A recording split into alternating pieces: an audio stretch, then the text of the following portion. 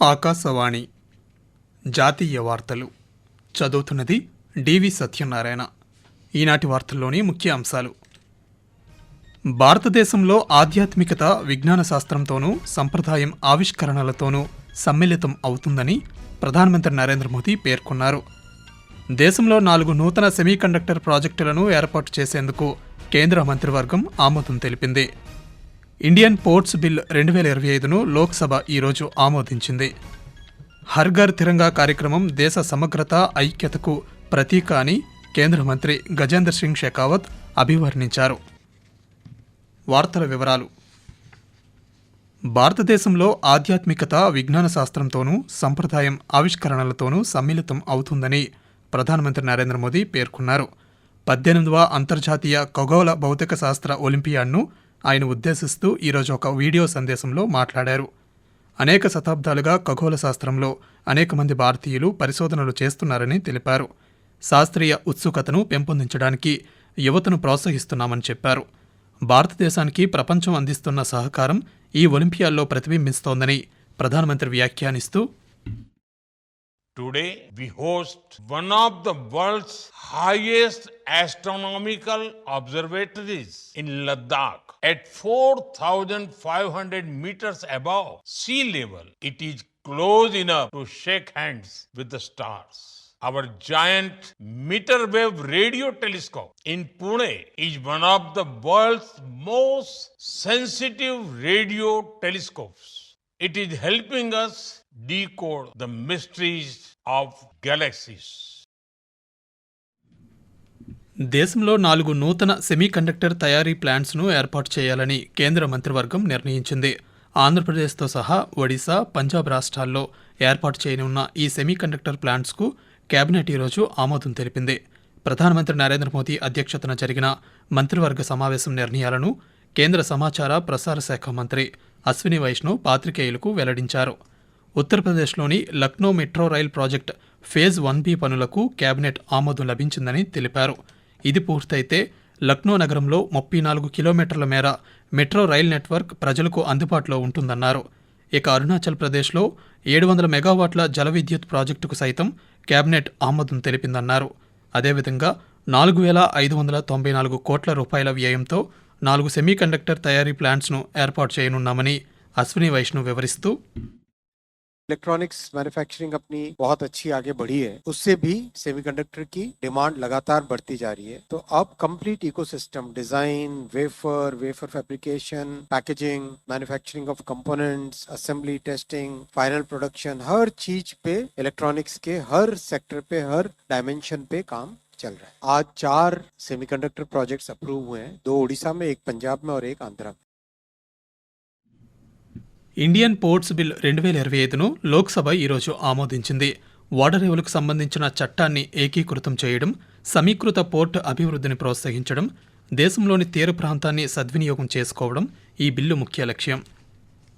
ఈ బిల్లుపై జరిగిన చర్చలో కేంద్ర ఓడరేవులు, షిప్పింగ్, జలమార్గాల శాఖ మంత్రి సర్బానంద్ సోనోవాల్ ఈరోజు లోక్సభలో మాట్లాడుతూ, 21వ శతాబ్దానికి భారతదేశ సముద్ర రంగ పునరుద్ధరణకు ఇది దోహదపడుతుందన్నారు. 4 ట్రిలియన్ల ఆర్థిక వ్యవస్థకు ఆర్థిక వెన్నెముక అయిన భారతదేశ తీర ప్రాంతం అద్భుతమైన పురోగతిని సాధించిందని చెప్పారు. గత దశాబ్దంలో దేశీయ ఓడరేవుల సామర్థ్యం 87% విస్తరించిందని వెల్లడించారు. జస్టిస్ యశ్వంత్ వర్మ ఎదుర్కొంటున్న అవినీతి ఆరోపణలపై దర్యాప్తు చేయడానికి లోక్సభ స్పీకర్ ఓం బిర్లా 3 సభ్యులతో కూడిన కమిటీని ఏర్పాటు చేశారు. ఈ కమిటీలో సుప్రీంకోర్టు న్యాయమూర్తి జస్టిస్ అరవింద్ కుమార్, మద్రాస్ హైకోర్టు ప్రధాన న్యాయమూర్తి justice Maninder Mohan Srivastava, Karnataka high court senior న్యాయవాది బివి ఆచార్య సభ్యులుగా ఉంటారని తెలిపారు. కమిటీ వీలైనంత త్వరగా తన నివేదికను సమర్పిస్తుందని స్పీకర్ పేర్కొన్నారు. జస్టిస్ యశ్వంత్ వర్మ అభిశంసన తీర్మానంపై ప్రతిపక్ష, పాలకపక్షానికి చెందిన 146 మంది ఎంపీలు సంతకం చేసిన నోటీసులను తాను ఆమోదించినట్లు స్పీకర్ సభకు తెలియజేశారు.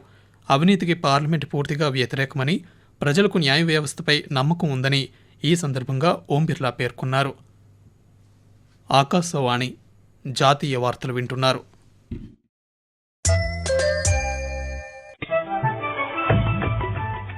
నిరంతర వార్తా విశేషాల కోసం ఆకాశవాణి సామాజిక మాధ్యమ వేదికలైన news on air YouTube channel ను, newsonair.gov.in వెబ్సైట్ ను, ట్విట్టర్ లో ఆల్ ఇండియా రేడియో న్యూస్ ను వీక్షించండి.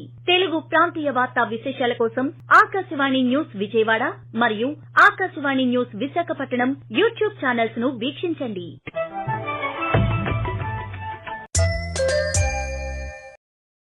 రక్తపోటు, మధుమేహాన్ని నియంత్రించడానికి ప్రభుత్వం చేపట్టిన చర్యలను వివరిస్తూ కేంద్ర ఆరోగ్య, కుటుంబ సంక్షేమ మంత్రిత్వ శాఖ ఈరోజు ఒక ప్రకటన విడుదల చేసింది. 30 సంవత్సరాలు పైబడిన వారందరికీ పరీక్షలు నిర్వహించడానికి గత ఫిబ్రవరి 20 నుంచి గత మార్చి నెలాఖరు వరకు రక్తపోటు, మధుమేహం సహా ఎన్సీడీ పరీక్షల కార్యక్రమాన్ని ప్రారంభించామని మంత్రిత్వ శాఖ ఆ ప్రకటనలో పేర్కొంది. ఈ కార్యక్రమాన్ని ఎన్పీఎన్సీడీ కింద దేశవ్యాప్తంగా ఆయుష్మాన్ ఆరోగ్య మందిరాలతో పాటు ఇతర ఆరోగ్య సంరక్షణ కేంద్రాల్లోనూ నిర్వహించామని తెలిపింది. జాతీయ ఆరోగ్య మిషన్ ఎన్హెచ్ఎంలో భాగంగా ఈ పరీక్షలను చేపట్టగా 30 ఏళ్ల కంటే ఎక్కువ వయసున్న వారిలో దేశవ్యాప్తంగా 1,11,00,000 మందికి పైగా రక్తపోటు, 64 లక్షల మందికి మధుమేహం ఉన్నట్లు నిర్ధారణ అయిందని స్పష్టం చేసింది. దేశ సమగ్రత, ఐక్యతకు హర్ ఘర్ తిరంగా ప్రతీక అని కేంద్ర సాంస్కృతిక పర్యాటక శాఖ మంత్రి గజేంద్ర సింగ్ షెకావత్ అన్నారు. హర్ ఘర్ తిరంగా ప్రచారంలో భాగంగా ఢిల్లీలో సాంస్కృతిక మంత్రిత్వ శాఖ ఈరోజు తిరంగా బైక్ ర్యాలీని నిర్వహించింది. ఈ కార్యక్రమంలో కేంద్ర మంత్రులు గజేంద్ర సింగ్ షెకావత్, కిరణ్ రిజిజు, సంజయ్ సేత్, ఢిల్లీ ముఖ్యమంత్రి రేఖా గుప్తా తదితరులు పాల్గొన్నారు. ఈ సందర్భంగా గజేంద్ర సింగ్ షెకావత్ మాట్లాడుతూ జాతీయ జెండా దేశాన్ని ఒక తాటిపై ఎలా నడిపిస్తుందో అలాగే దేశం కోసం తమ ప్రాణాలను త్యాగం చేసిన వారిని గుర్తు చేస్తుందన్నారు. ఈ తిరంగా ర్యాలీ ప్రతి ఒక్కరిలో దేశభక్తిని ప్రతిబింబిస్తుందని గజేంద్ర సింగ్ షెకావత్ పేర్కొంటూ भारत विविधताओं से भरा हुआ देश है। अलग अलग तरह की बोली, भाषा, संस्कृति, खान पान, पहनावा, उत्सव, व्रत, त्योहार, लेकिन इस विविधताओं से भरे हुए भारत को बहुत सारे सूत्र ऐसे हैं जो एकता के सूत्र में बांधते हैं। हमारा स्वतंत्रता दिवस, हमारा गणतंत्र दिवस, अनेक ऐसे त्योहार जो देश भर में मनाए जाते हैं और उसी के क्रम में ये तिरंगा भी एक ऐसी ताकत है जो हम सबको एकता के सूत्र में बांधता है और तिरंगे को देखने मात्र से लोगों के मन में, रगों में खून बह के प्रवाह की गति तेज हो जाती है. భారత్లో 2047 నాటికి సికిల్ సెల్ వ్యాధి నిర్మూలనే లక్ష్యంగా అమలు చేస్తున్న ప్రతిష్టాత్మక కార్యక్రమంపై కేంద్ర ఆరోగ్య శాఖ మంత్రి జగత్ ప్రకాష్ నడ్డా రాసిన ఒక వ్యాసాన్ని ప్రధానమంత్రి నరేంద్ర మోదీ సామాజిక మాధ్యమం ఎక్స్లో ఈరోజు పంచుకున్నారు. జన్యుపరమైన అనారోగ్యాన్ని చక్కదిద్ది సమానత్వానికి, ఆత్మగౌరవానికి ప్రాధాన్యాన్ని కల్పించడం ధ్యేయంగా పనిచేస్తున్న national sickle cell anaemia elimination mission ప్రజారోగ్య సంరక్షణలో ఓ నవయుగానికి నాంది పలికిందని ప్రధానమంత్రి పేర్కొన్నారు. ప్రధానమంత్రి ఆవాస్ యోజన గ్రామీణ్ కింద ప్రభుత్వం ఇప్పటివరకు దేశంలోని రాష్ట్రాలు, కేంద్రపాలిత ప్రాంతాలకు 4,12,00,000 ఇళ్లను కేటాయించిందని కేంద్ర గ్రామీణాభివృద్ధి శాఖ సహాయ మంత్రి పెమ్మసాని చంద్రశేఖర్ తెలిపారు. ఈరోజు లోక్సభలో ప్రశ్నోత్తరాల సమయంలో ఆయన మాట్లాడుతూ ప్రభుత్వం కేటాయించిన వాటిలో ఇప్పటికే 2,90,00,000 ఇళ్లను నిర్మించామని వెల్లడించారు. గత 10 ఏళ్లలో ఎన్డీఏ కూటమి ప్రభుత్వం రాష్ట్రాలు, కేంద్రపాలిత ప్రాంతాలకు 2.17 లక్షల కోట్ల రూపాయలను కేంద్ర వాటాగా అందించిందని వెల్లడించారు. ఇంగ్లాండ్తో జరిగిన అండర్సన్ టెండూల్కర్ ట్రోఫీలో అద్భుత ప్రతిభ కనబర్చిన భారత జట్టు కెప్టెన్ శుభ్మన్ గిల్కు ICC player of the month award లభించింది. జూలై నెలకు గాను అతడు ఈ అవార్డును కైవసం చేసుకున్నాడు. ఉత్తరాఖండ్, హిమాచల్ ప్రదేశ్, జమ్మూ కాశ్మీర్లలో గత 2 రోజులుగా ఎడతెరిపి లేకుండా కురుస్తున్న వర్షాల కారణంగా ఆయా ప్రాంతాలలో జనజీవనం స్తంభించింది. భారీ వర్షాలతో ప్రధాన నదుల నీటి మట్టాలు గణనీయంగా పెరిగాయి. కొండ ప్రాంతాల్లోని పర్వత వాగులు, వంకలు పొంగిపొర్లుతున్నాయి. ఇక తెలంగాణ, ఆంధ్రప్రదేశ్, ఒడిశా, ఛత్తీస్గఢ్లో రేపటి నుండి భారీ వర్షాలు కురిసే అవకాశం ఉందని వాతావరణ శాఖ ఐఎండీ వెల్లడించింది. జాతీయ వార్తలు ముగించే ముందు ముఖ్యాంశాలు మరోసారి. భారతదేశంలో ఆధ్యాత్మికత, విజ్ఞాన శాస్త్రంతోనూ సంప్రదాయం ఆవిష్కరణలతోనూ సమ్మిళితం అవుతుందని ప్రధానమంత్రి నరేంద్ర మోదీ పేర్కొన్నారు. దేశంలో 4 నూతన సెమీకండక్టర్ ప్రాజెక్టులను ఏర్పాటు చేసేందుకు కేంద్ర మంత్రివర్గం ఆమోదం తెలిపింది. ఇండియన్ పోర్ట్స్ బిల్ 2025ను లోక్సభ ఈరోజు ఆమోదించింది. హర్ ఘర్ తిరంగా కార్యక్రమం దేశ సమగ్రత, ఐక్యతకు ప్రతీక అని కేంద్ర మంత్రి గజేంద్ర సింగ్ షెకావత్ అభివర్ణించారు. ఆకాశవాణి జాతీయ వార్తలు ఇంతటితో సమాప్తం.